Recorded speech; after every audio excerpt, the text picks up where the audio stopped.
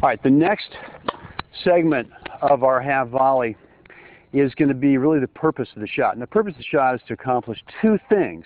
Number one, obviously you want to play a safe shot that you can control, be consistent with, and play the shot in the direction where you want it to go.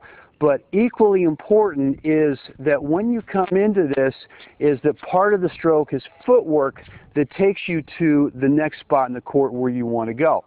And too often I see this where players will go ahead and play me the approach, and then they come in, and then on their half volley they stop and stroke it, and now they're still in this part of the court. They might end up hitting a good shot, but they end up really not coming in behind it and thinking more about court position as opposed to just shot production. So here's what I want you to think about. You're going to play your approach, you're going to come in, and you're going to set up as we talked about, and I like to feel that I'm moving through the shot after my split step.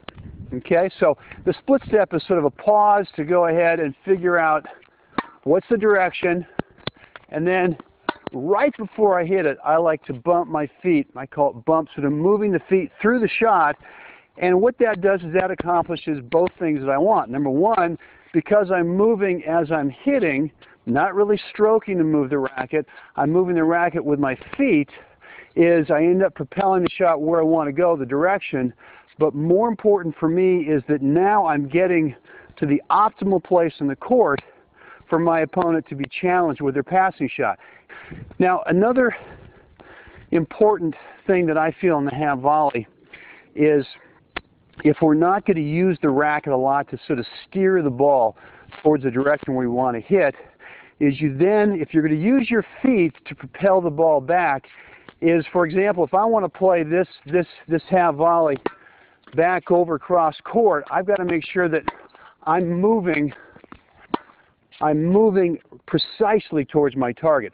What I can't do on this, if I'm going to use my feet, is I cannot go ahead and sort of get here and kind of move this direction and try to hit over here. Because once I do that, not only am I in a lousy court position to defend the next shot, but now I've committed to having to swing the racket. And I want to swing the racket the least amount possible. So I'm going to set up, and if I commit to go there, I'm going to make sure that my feet go right towards that target. Okay? Let's move on to the